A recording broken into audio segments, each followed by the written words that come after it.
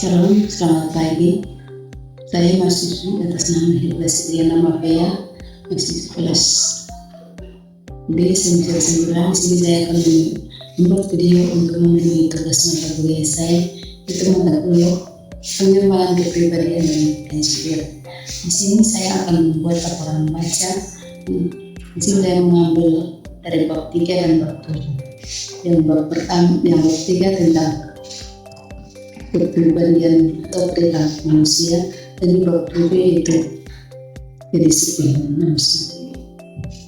Baik, di sini saya akan menjelaskan perilaku manusia. Pengertian perilaku tentang tingkah laku atau perbuatan mempunyai pengertian yang sangat luas, yakni tidak hanya mencakup kegiatan motoritas saya seperti berbicara, berjalan, berlari, berolahraga, bergerak, dan lain-lain. Akan tetapi disini juga membahas macam-macam: mendengar, mengingat, berpikir, dan bersih. Pengenalan fungsi seperti melihat, kembali penampilan atau emosi dalam bentuk tangis, senyum, dan lain-lain. Menurut Psychology, perilaku dapat diartikan berbalik sebagai suatu aksi atau reaksi organisme terhadap lingkungan. Perilaku baru terjadi apabila ada sesuatu yang diperlukan untuk menemukan reaksi, yakni disebut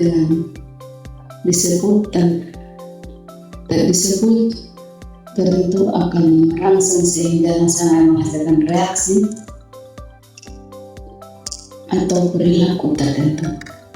Menurut Robert Kimball, perilaku manusia pada hakikatnya adalah proses interaksi individu dengan lingkungannya sebagai manifestasi hayati bahwa dia adalah makhluk hidup. Perilaku manusia atau aktivitas yang timbul karena adanya stimulus atau respon serta dapat diamati secara langsung maupun tidak langsung. Menurut Tomojo, perilaku adalah tindakan atau aktivitas dari manusia untuk manusia itu sendiri, mempunyai bentangan yang sangat luas, antara lain berjalan, berbicara, menangis, tertawa, bekerja, kuliah, menulis, membaca, dan sebagainya. Dari uraian ini disimpulkan bahwa yang dimaksud perilaku manusia adalah semua kegiatan atau aktivitas manusia, baik yang diamati langsung maupun tidak diamati oleh pihak luar. Sedangkan Skinner, seorang para ahli psikolog, mengatakan bahwa perilaku merupakan respon atau reaksi seseorang terhadap stimulus atau rangsangan dari luar. Oleh karena itu, perilaku ini terjadi melalui respon adanya stimulus terhadap organisme, dan kemudian organisme tersebut merespon. Maka teori Skinner ini disebut teori SOR atau stimulus respon. Skinner organisme membedakan ada dua proses, yaitu proses stimulus respon atau respon atau refleksi. Respon yang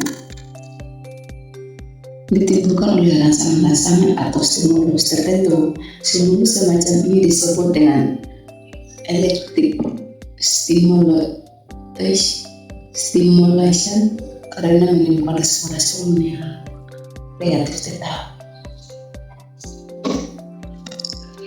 Bagaimana kegiatan psikis manusia? Dalam setiap kehidupan manusia pasti melakukan berbagai aktivitas psikis, baik kognisi, emosi maupun campuran. Aktivitas psikis manusia dilakukan untuk mencapai tujuan tertentu yang diinginkan manusia, yang diwujudkan melalui gerak-gerik perilaku manusia. Tersebut ada 4 psikis manusia, yaitu pengenalan kognosi. Pertama, pengenalan kognosi, yaitu ketika seseorang mempunyai rasa tahu tentang sesuatu, misalnya mengapa orang dapat tertawa, maka orang tersebut akan berpikir dan membuat lupa tentang jawaban dari mengapa orang tertawa. Lalu orang tersebut akan melakukan suatu pengamatan kepada objek pengamatan yang alat indera. Setelah itu, orang tersebut akan memberikan tentangan sebagai tanda tersebut ada bunyi. Tersebut sudah akan mengerti mengapa orang dapat tertawa. Bagian 2, perasaan atau emosi atau afeksi. Ketika seorang manusia melihat sesuatu, manusia itu akan merasa sesuatu lalu diwujudkan dengan perubahan dari fisik manusia, misalnya raut wajah. Contohnya ketika seorang melihat tayangan televisi yang menggambarkan bahwa banyak TKW sebagai pahlawan devisa negara mendapatkan penganiayaan baik fisik maupun mental. Lalu tiba-tiba saja orang tersebut mengeluarkan air mata sebagai wujud empati terhadap TKW tersebut. Kemudian orang tersebut memberi bantuan baik secara material maupun spiritual terhadap TKW tersebut sebagai wujud empati. Inilah yang disebut dengan gejala emosi. Kemampuan atau konasi. Gejala konasi tersebut maupun kemampuan hasrat manusia akan mencapai tujuan tertentu. Sebagai contoh, seorang pelajar yang ingin menduduki peringkat 1 dalam kelas dengan dasar kemauan, maka pelajar tersebut akan belajar dan dengan tekun untuk menduduki peringkat 1 dalam kelas. Konasi diwujudkan dengan perilaku untuk mencapai tujuan manusia tersebut. Gejala konasi ada yang berlangsung di luar kesadaran seperti refleks, otomatisasi, insting dorongan. Refleks, insting dorongan dapat dilangsungkan karena ada dorongan dari dalam diri yang tidak dapat terkontrol sehingga manusia dapat langsung melakukan perilaku tanpa memikir terlebih dahulu. Yang keempat, campuran. Gejala campuran terdiri dari perhatian, kelelahan, sugesti ketika ia memusnahkan penglihatan maupun pendengaran pada suatu objek.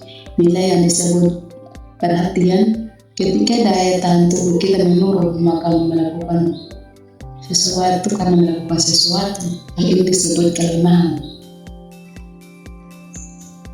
Ketika perbuatan kita mampu menguatkan atau menggerakkan pikiran kita, maka inilah yang disebut sugesti. Suatu gejala-gejala psikis telah diuraikan di atas. Selain berkaitan dan tidak dapat dipisahkan satu sama lain, sebagai contoh dalam kehidupan nyata, kalau kita melihat peristiwa gunung berapi pada beberapa hari yang lalu. Gunung berapi memuntahkan laharnya, banyak orang merasa sedih bahkan mengeluarkan air mata. Bagian C, bentuk perilaku. Dilihat dari bentuk respon terhadap stimulus, maka perilaku dapat dibedakan menjadi dua, yaitu perilaku tertutup atau perilaku terbuka.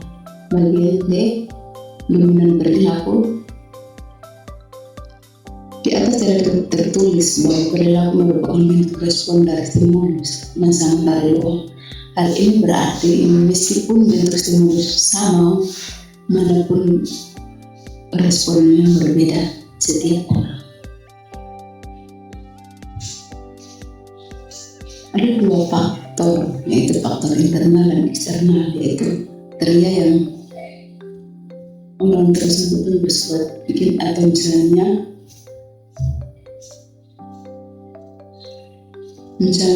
tingkah laku kecerdasan, tingkah laku emosional, jenis kelamin, dan sebagainya. Faktor eksternal adalah faktor baik lingkungan fisik, ekonomi, politik, dan sebagainya. Bagian D, dominan perilaku. Bagian E, faktor yang mempengaruhi perilaku manusia. Di situ terdapat dua faktor, yaitu faktor biologis. Faktor biologis terlihat dalam seluruh kegiatan manusia, bahkan terpakai dalam bentuk sosiologi. Sedangkan dalam bentuk sosiopsikologi kita dapat mengklarifikasinya bahwa dalam tiga komponen, itu komponen afektif merupakan aspek emosional, dari faktor sosio-psikologis didahului karena adanya erat kaitannya dengan pembicara sebelumnya. Dua, konektif aspek intelektual demikian dengan adanya yang diketahui manusia. C, komponen konektif aspek volisional yang berhubungan dengan kebiasaan kemauan bertindak. Ya, saya akan menjelaskan di bagian bawah. 7. Disiplin. Disiplin adalah suatu kondisi yang tercipta dan bentuk melalui proses dari rangkaian perilaku yang menunjukkan nilai ketaatan, kepatuhan, kesetiaan, keteraturan, dan ketertiban. Karena adanya penguat dengannya, maka sikap atau perbuatan yang dilakukan bukan lagi atau sama sekali tidak dirasakan dengan kedisiplinan adalah suatu latihan batin yang mencerminkan tingkah laku yang bertujuan agar semua orang selalu patuh dan beratur. Oleh karena itu, anak perlu dibimbing dan tunjukkan mana perbuatan yang melarang tertib dan perbuatan yang menunjukkan pelaksanaan melalui sikap keteladanan lemah. Disiplin seperti ini sesuai dengan konsepsi pendidikan modern bahwa anak-anak lambat dapat mengatur diri dan belajar bertanggung jawab atas segala perbuatan melalui mengerjakan sesuatu. Atau kata lain, disiplin positif.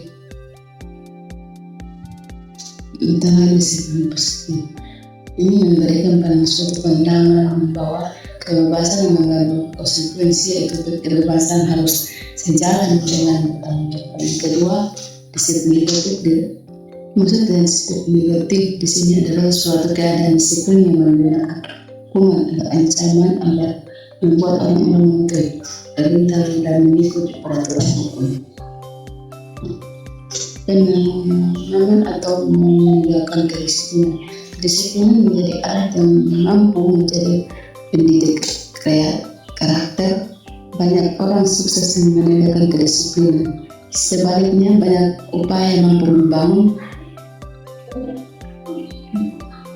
berhasil membangun sesuatu tidak berhasil karena kurang atau tidak disiplin. Banyak agenda yang dapat ditetapkan tidak dapat berjalan karena kurang disiplin. Meninggalkan disiplin prinsip anak-anak menjadi